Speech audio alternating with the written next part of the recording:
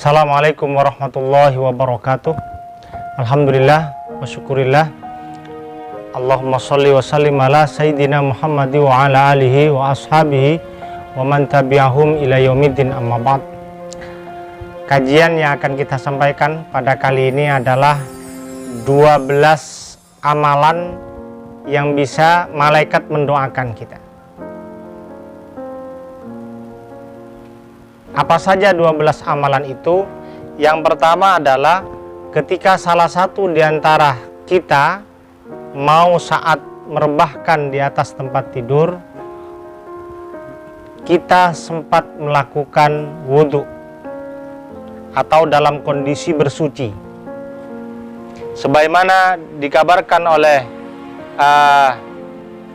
Abdullah bin Umar, riwayat Imam Ibnu Hibban, barang siapa yang tidur dalam keadaan suci, maka para malaikat akan bersamanya di dalam pakaiannya. Dia tidak akan membangunkan hingga malaikat berdoa, Allahumma ufir,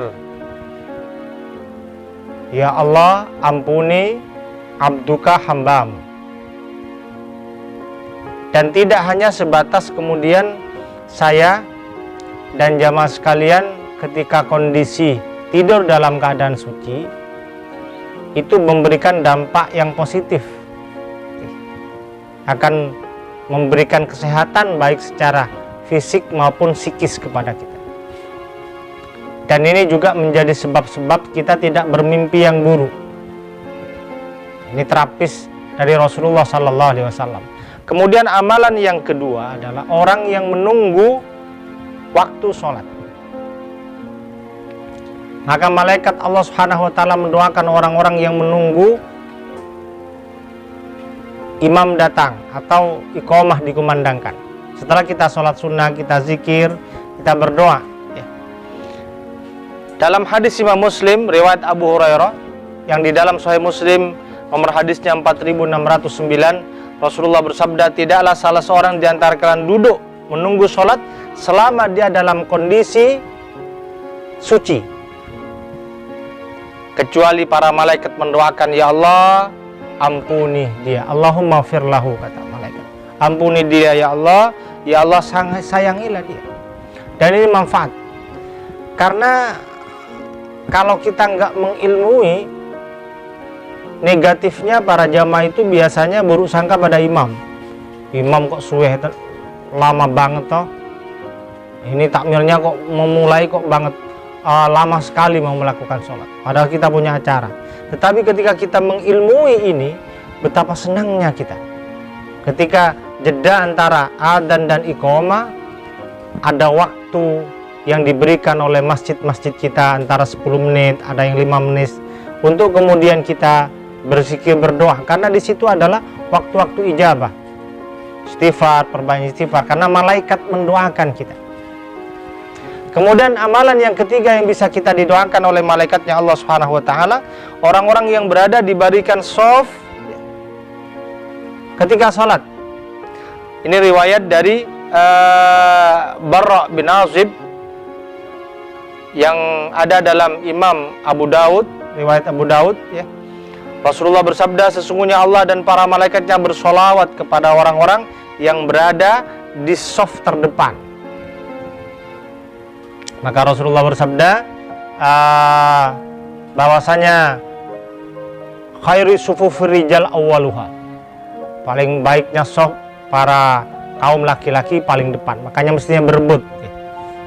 Cuma kita saksikan realitas di beberapa masjid, orang mau duduk di shaf depan itu masih dorong-dorongan. Padahal kalau kita mau mengetahui, masuk masjid carilah shaf yang terdepan, bukan di bawah kipas angin, bukan cari senderan.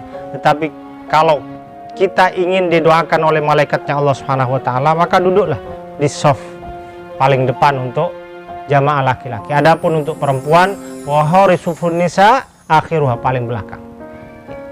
Kemudian amalan yang keempat adalah orang yang menyambung shaf salat berjamaah, tidak membiarkan kosong. Ini riwayat dari Aisyah, ada dalam riwayat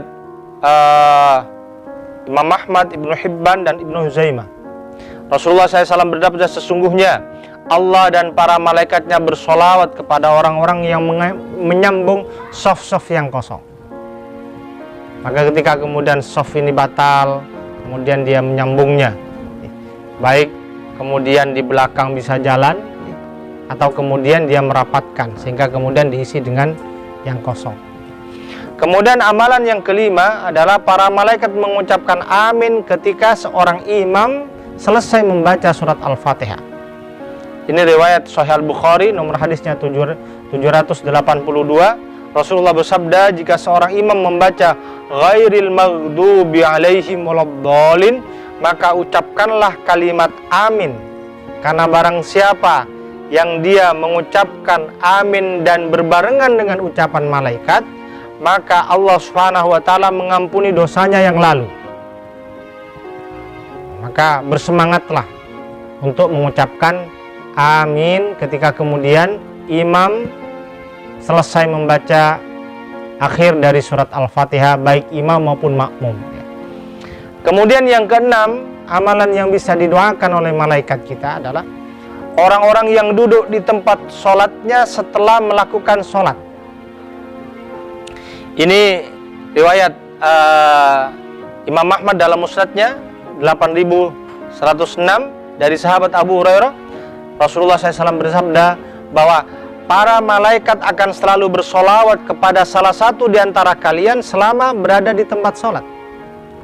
Setelah sholat, maksudnya dia lam yuhaddats, belum batal, wudunya belum batal, maka Allah Subhanahu wa taala mendoakan orang itu. Dia berzikir. Ini salah satu manfaat. Kemudian yang ketujuh, orang-orang yang melakukan sholat subuh dan sholat asar secara berjamaah. Dua sholat ini diistimewakan daripada yang lain, walaupun sama-sama memiliki keutamaan. Maka bersemangatlah di sholat asar berjamaah dan sholat subuh. Dan ini tantangan terberat. Ini ada dalam riwayat Imam Ahmad dalam musnadnya, nomor hadisnya 9140. Rasulullah SAW bersabda, para malaikat berkumpul pada saat sholat subuh, lalu para malaikat menyertai hamba-hambanya pada malam hari yang sudah bertugas malam hingga subuh naik ke langit, dan para malaikat siang hari tetap tinggal, kemudian mereka berkumpul lagi pada waktu sholat asar, dan malaikat yang bertugas di siang hingga sholat asar naik ke langit. Dan ini informasi gaib yang disampaikan oleh Rasulullah SAW. Ada berita gembira yang bisa kemudian kita punya semangat lebih untuk menjaga antara berjamaahnya sholat di waktu subuh dan sholat asarnya. Kemudian amalan yang kedelapan adalah orang yang mendoakan saudaranya tanpa sepengetahuan saudaranya. Ini riwayat Sahih Muslim, nomor hadisnya 2733. Rasulullah bersabda, doa seorang muslim untuk saudaranya yang dilakukan tanpa sepengetahuan orang yang didoakan adalah doa yang akan dikabulkan. Makanya kalau kita berdoa untuk saudara-saudara kita, tidak perlu diinformasikan, sir saja, ya Allah, doakan orang-orang yang kita cintai, baik dalam keluarga atau orang-orang yang kita kenal. Kemudian yang kesembilan, orang-orang yang berinfak. Maka berbahagialah bagi jamaah sekalian yang punya rutinitas sedekah tiap hari atau tiap pekan atau tiap bulan. Maka berbahagialah karena ada kabar gembira dalam riwayat Sahih Bukhari, nomor hadisnya 1442, dalam Sahih Muslim juga 1010. Rasulullah bersabda, tidak ada satu hari pun malaikat di mana pagi harinya seorang hamba ada padanya kecuali dua malaikat. Malaikat pertama berdoa, ya Allah, beri ganti, berkahi orang yang berinfak. Malaikat yang terakhir kemudian berdoa, ya Allah, hancurkan hartanya, persulit hartanya, jauhkan dari keberkahan orang yang pelit, yang kikir, kata malaikat ini. Na'udzubillah min dzalik. Kemudian yang ke-10, orang yang sedang makan sahur. Ini riwayat dari Ibnu Hibban dari sahabat Abdullah bin Umar. Rasulullah bersabda, sesungguhnya Allah dan para malaikatnya bersolawat atau berdoa kepada orang-orang yang sedang makan sahur. Maka bersungguh-sungguhlah bagi jamaah sekalian yang punya rutinitas puasa sunnah Maka berdoa, ya, memaksimalkan doa kepada Allah Subhanahu wa taala ketika kemudian kita ada di waktu-waktu sahur, ya. Kemudian yang ke-11, orang yang sedang menjenguk orang sakit. Ini riwayat Imam Ahmad dalam musnadnya, nomor hadisnya 754. Rasulullah bersabda, tidaklah seorang mukmin menjenguk saudaranya kecuali Allah Subhanahu wa taala akan mengutus 70.000 malaikat, ya, untuknya malaikat itu bersolawat kepada orang yang menjenguknya di waktu siang kapan saja hingga waktu sore, dan di waktu malam kapan saja hingga dia waktu subuh. Dan ini tradisi masyarakat sudah terbiasa, jemaah sekalian, menjenguk orang sakit. Tetapi kita tidak tahu kalau kita mengilmui dengan agama ini bahwa menjenguk orang sakit memiliki pahala yang terbesar, dan salah satu malaikat mendoakan kita. Kemudian yang terakhir adalah amalan yang bisa didoakan malaikat, seseorang yang sedang mengajarkan kebaikan kepada orang lain. Riwayat At-Tirmidzi, Rasulullah bersabda, keutamaan orang alim atas seorang ahli ibadah bagaikan keutamaanku atas seorang yang paling rendah di antara kalian. Sesungguhnya para penghuni langit dan bumi, bahkan semut yang ada di lubangnya, bahkan ikan yang ada di lautan, semuanya bersolawat kepada orang-orang yang mengajarkan kebaikan. Maka berbahagialah bagi kita yang diberikan karunia oleh Allah sempat mengajarkan kebaikan kepada orang lain, karena kita didoakan oleh malaikatnya Allah Subhanahu wa taala. Demikian kajian yang bisa kami sampaikan. Semoga kita diantara 12 amalan ini kita bisa merutinkan, bisa mengistiqomahkan sampai ajal menjemput kita. Al-haqqu min rabbik fala takunanna minal mumtarin. Assalamualaikum warahmatullahi wabarakatuh.